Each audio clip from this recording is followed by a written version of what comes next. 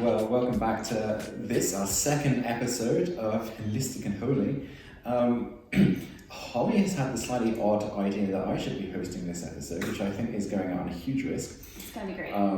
Because, you saw last week she was all bubbly and excited, and I definitely missed her. I do not bring the bubble. But never mind. You bring the sarcasm, the Britishness. Lack of bubble aside, we are excited to be talking this week about power. And power and youth work and power and church. And yeah, I guess the first question is, what occurs to you when you hear the word power? Power is likely what a lot of us think. Someone or something that's over you, that has great influence, and that can make waves when that power feels that it's time to make waves of some kind. So and then that can either be in your favor or very much not in your favor. Yeah, I think for a lot of us, we kind of come from that very, or this negative idea of power. Mm-hmm. I find the question of power really interesting. I think sometimes we forget power is something that all of us have. Mm-hmm. And we can have relative more power, or we can have relatively less power. But all of us have it, and I think it's really interesting to think about how we use it. Yeah. And how we employ it. Mm-hmm. And we can use it for good, and we can use it for bad. Yes.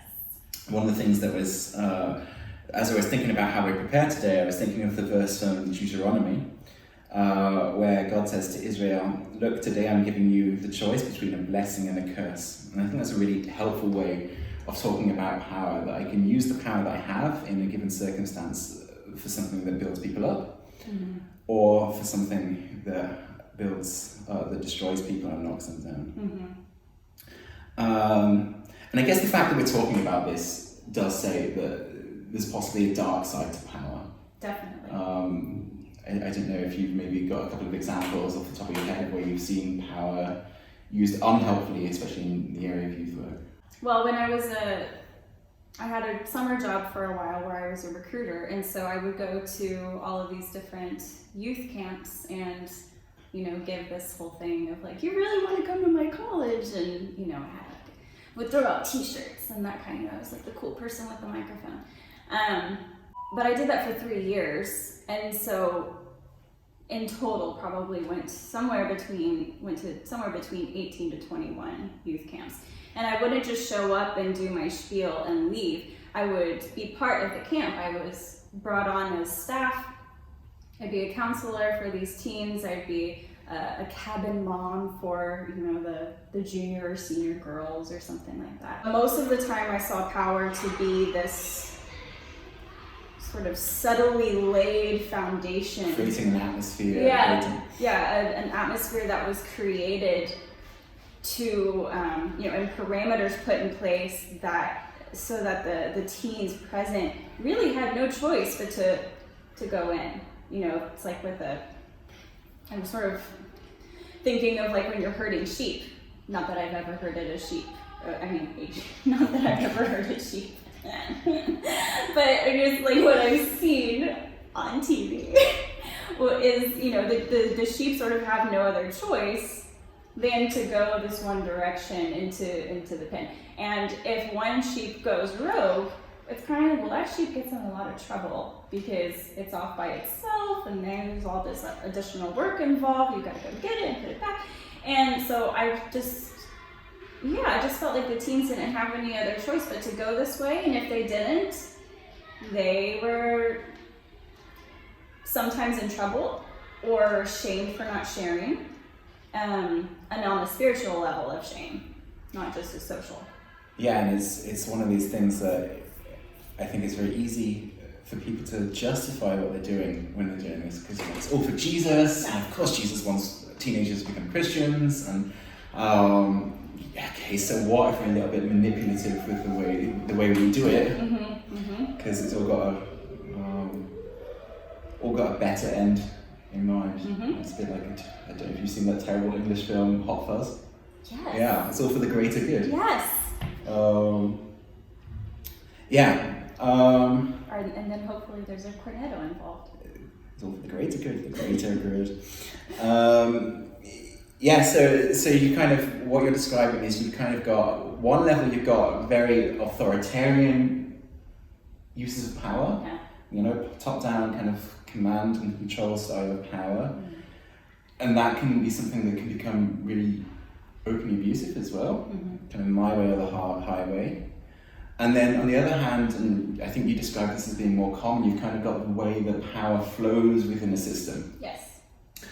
And it's, I think, the question of individuals is interesting, and I think a lot of us might already be able to see the power kind of things that are working there, and especially when you kind of have these situations of individuals going way off the road. We're recording this the week after the Southern Baptist Convention and the whole debate about sexual abuse being covered up there, and we probably have all stories in our heads of someone who went completely power crazy and destroyed the organization they were working for. But I think then when it gets to this more systems idea of how power works within an environment, it's a lot harder for us to see what's going on there. Yes. And to see what's going on below the surface. Yeah, especially if it's a system that's been in place for a long time and you don't really know anything outside of that system. Yeah. Where it just seems that this is the way things are, this is what normal is. Yeah. And so unless you're introduced to something that's outside of that system, there's really no alarms that tend to go off for teenagers because they don't know anything else than what's been presented. Because it's also likely also part of their youth group, not only at the camp or the retreat or whatever, but also just in youth group in general. There's some of that floating around there too. Mm-hmm. And so they just go from the normal youth group, sort of power system that's happening on a Sunday or a Wednesday or whatever, and then just do that on steroids in these other environments. But it's just the way that it is. It's just sort of a shrug shoulders, move on. This is what it's like to be a teenager in a youth group. So why, question it? Yeah, and I think in this situation then it's really useful to kind of become power literate. To kind of see not just individuals, but to kind of look at what's going on in the system. Yeah. So power it's not just acted out, but it's acted out in a sense because everything else in the system then contributes towards giving that power. Yes. I think maybe the first place to start with the idea of power literacy is just naming what kind of power we might have over teenagers. So, for example, if I'm interacting as a youth leader with a group of teenagers, I might have more situational power in that particular environment because of my life experience. I'm probably 15 years older, I've got kids, I might have seen stuff or lived through stuff that they haven't, and that gives me a particular power to speak into their lives in a way that can be helpful or in a way that can be hard. I've got power in that situation because of my education, that which I can bring in terms of intellectual knowledge to a particular situation. Maybe I've got power because of my formal position. If I'm employed by a church or I'm employed by a camp and I'm the leader of that gives me a lot of power. I've also got a form of spiritual power. On some degree, I'm representing God to these teenagers. And all of that means that we're not just meeting when it comes to a group between me and teenagers. It's not just meeting on eye level, but there's a very big power dynamic within that. Yes. I don't know if you've maybe also got things that occur to you. I don't think I can necessarily add to that, but a thought that did occur to me while you were saying is that spiritual levels, you're also talking about time, most likely. There have been some cases where, maybe someone has recently joined God's family and then put immediately into a leadership position. But I haven't come across that too often. It's more of, it's this sort of unsaid assumption of, because I've been in Christ's family longer than you, I kind of have that she knows what she's talking about. Yeah, she knows, she's got to know what she's talking about because she was baptized when she was 13 and she's been, to church every Sunday or whatever. And so, she has all the answers, or he has all the answers, whoever. And then if I have a question or if I have a doubt, speaking from a teenager's perspective,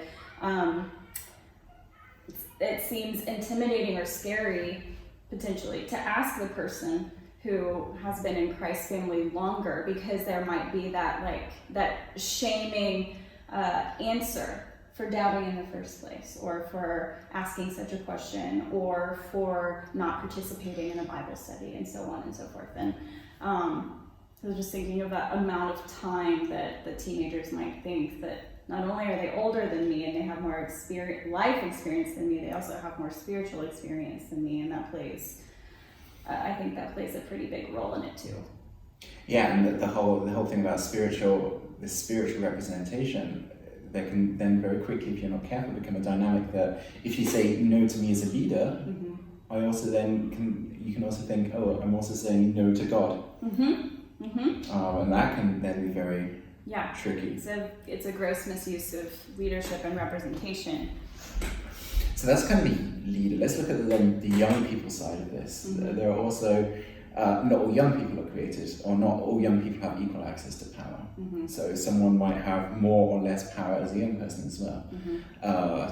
Take a very obvious example, the teenager who is the son of the senior pastor in a church is going to have more situational power in the youth group than the teenager who has come from a single parent household, for example.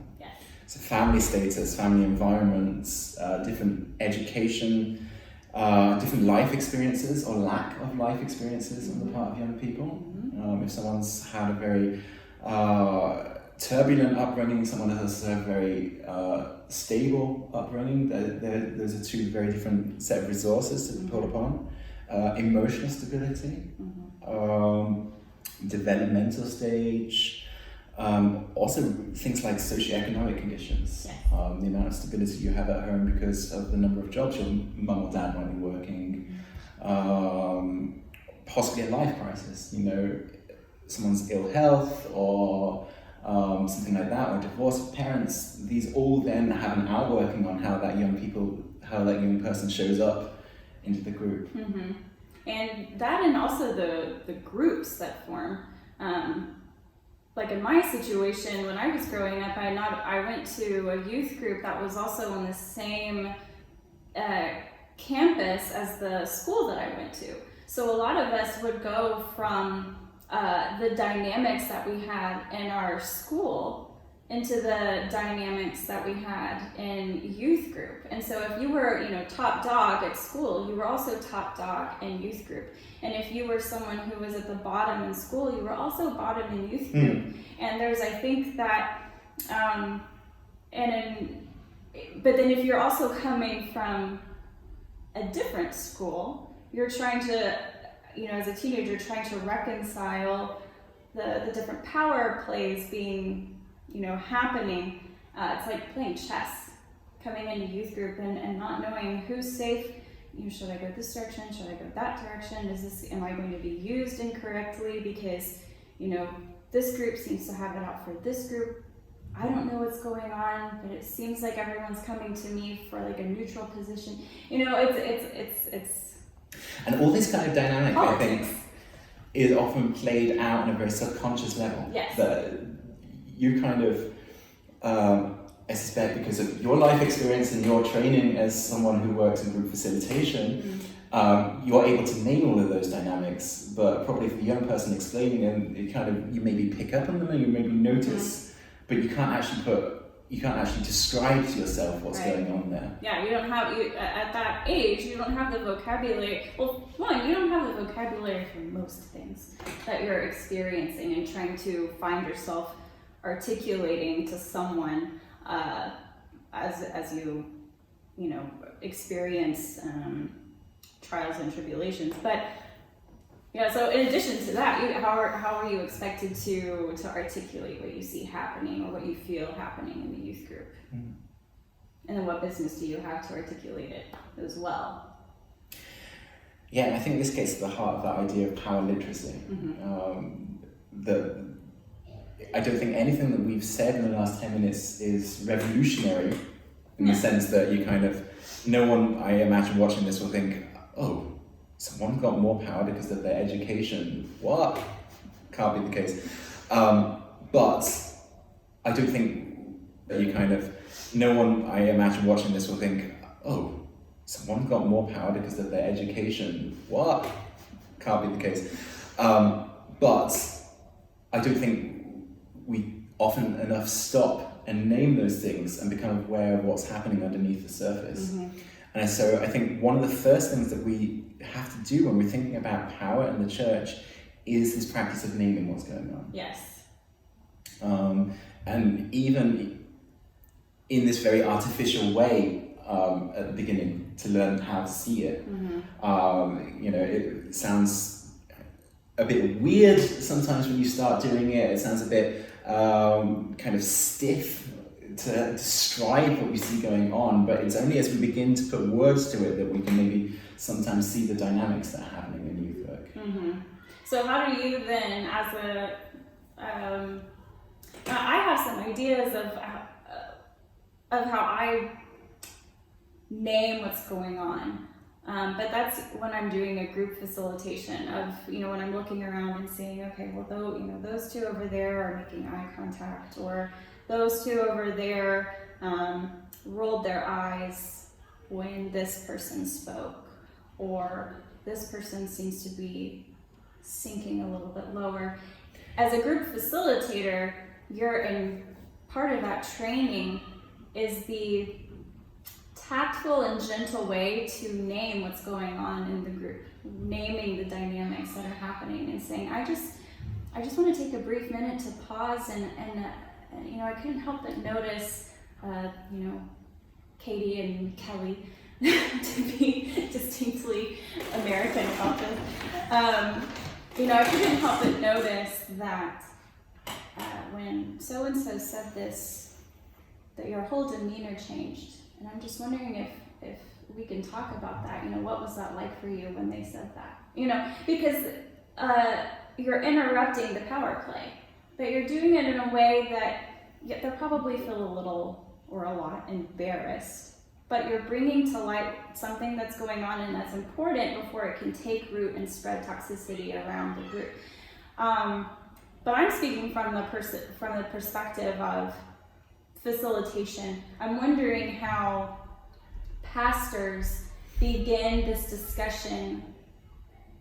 Is it a discussion that first starts with those in power, with the leadership teams, and saying, look guys, we're illiterate, we're power illiterate, we've got to talk about this, define it, see what we're doing, what we can improve, and then do you bring the teenagers in at some point to also talk about power literacy, or how do you view that? I think that to a degree it depends on the context you're in and what kind of history there has been with thinking about these issues. There's probably churches that are very power literate, and then churches that have all kinds of dysfunction that they're not even aware of. Right. For me, as a pastor, it's certainly, I think all pastors should be working on this idea of power literacy for themselves, not just in youth work, not just in church leadership, but kind of, even on a very basic level of pastoral work in pastoral counseling and things like that. There's whole issues of power that often don't get seen. And so finding a tool that will help you as an individual to engage with those issues, something like family systems theory, for example, can be really useful for kind of working out what's going on and working out how I show up into a particular situation. What needs am I bringing into a situation that may then reflect how I interact with other people? More broadly within youth work, I definitely think that there should be a culture of giving and receiving feedback as part of what you're doing in the teams. Yes. So whether that's part of a planning for a session or a debrief after a session or one-on-ones or whatever, that this kind of this giving feedback, of looking at who that situation was a bit odd. Did it strike anyone else as odd? I felt that such and such was at play there. What does everyone else think? I think the more that those kind of conversations can be normalized, the less likely it is that a situation then kind of explodes and takes on a very unhealthy dynamic. And I think the normalizing of those kind of conversations is also good, because none of us are going to be perfect in every situation. None of us are always going to hit the right note with our power. And the fact that then those conversations are normal means that, oh, it's okay, we misjudged that situation, or maybe I should have called out that person to respond a bit more, or maybe I should have given them a bit more space, kind of allowed them to go back again, that I can learn from that and that I can improve. And hearing you talk about that, of the coming together and talking about it, and maybe there was a lack of a judgment call here and there. Something that we talk about with our faith is that faith is lifelong. We're lifelong learners when it comes to being part of life in general, but also part of God's kingdom, because our faith is always fluctuating depending on our own life circumstances. And I'm just thinking of pastors who are this year in this unique situation, similar to how they were last year, though in different parts of the world, life may not be as challenging as it was, as polarized as it was, but they're in this unique situation where you've got your teens coming out of lockdowns, you've got your teens coming out of distance learning and all of these types of things, and this is just 2020 and 2021. So that's just to say that pastors are also, not only pastors, but volunteers, ministry workers, anyone who's committed to working with youth in some capacity, that they're not only committed to working with them, but committed to learning constantly what is changing within the people they're working with, and what is that ask of their leadership position. I find one of the really effective and simple questions to kind of get at that kind of issue is just asking yourself the question, whose benefit am I serving with this? Is it something I'm doing for the best of that person, or something I'm doing for the best of me? And it's a question that seems really easy to begin with, but then when you begin to pass out various situations in the church, maybe it isn't. You could take one example, person X is doing something clearly wrong, and actually they need to be confronted about that, but maybe I don't like the idea of the conflict, or maybe I don't like the idea of putting myself out there, so actually I don't say anything. And actually, that's serving my best interests. It's keeping me safe from the conflict, but it's not serving their best interests, and it's not serving the best interests of the situation that I'm in. Or likewise, maybe we can say, oh, I really,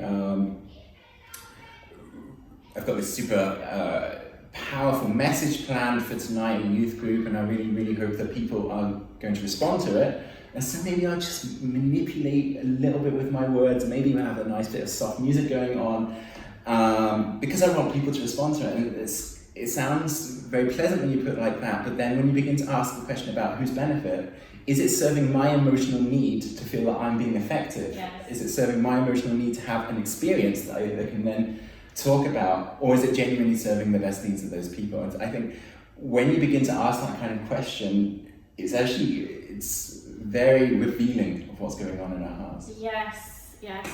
And to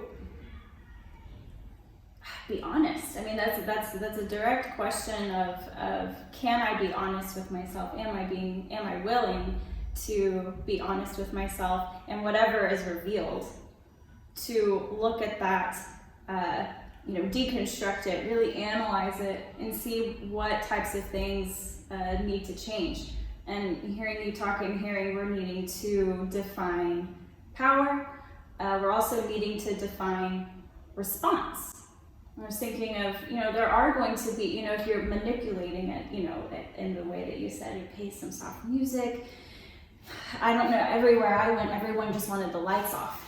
It was in a dark room with the lights off, or you're at a bonfire where obviously the sun is gone. So it was just that darkness provided, that way of a response, because you can't really see you, and it feels like it's the right time to respond in this incredibly emotional way.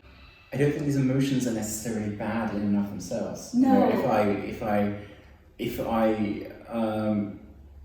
would get a huge high out of everyone responding to my sermon, it's a human emotion. Right. It's fine. What's not okay is allowing that emotion then to be the driving seat of my actions. Yeah. That there needs to be that time for reflection, to noticing what's going on within me, and then asking about, well, is this something that's good or something that's bad? Mm-hmm. Not to say that if you've got that emotion, something's terribly wrong with you. No, if you've got that emotion, you're just terribly human, Mm-hmm. as we all are. So that's the first thing that I think is important to clarify. The second thing is Dietrich Bonhoeffer, who was a German dude, had this great point about Jesus' responses in the gospel, where he says that Jesus actually in the gospels a lot of the time doesn't seem to be all that interested in the response, or that he leaves it open a lot. You know, if you've got the classic case of the parable of the lost son, or the parable of the two sons, both with the younger son who runs away and then comes back to the party, and with the older son who's been there the whole time and then gets invited to come into the party. Mm-hmm. In both of those, there's a gap where the response of the son should be. Mm-hmm. Luke doesn't tell us, in either case, whether the son took up that offer or not. Yep. Or with the parable of when, or if the situation when Jesus heals the 10 lepers and only 2 came back. Mm-hmm. And Jesus is like, oh, okay, only 2 came back. And I think actually Jesus there provides us a helpful model. Yes. In that we're called to do what we're called to do, but we're not actually called to then decide how the response turns out. Right. And I think it's really important, especially with teenagers, to give everyone the option of saying no, like a genuine option of saying no. Yes.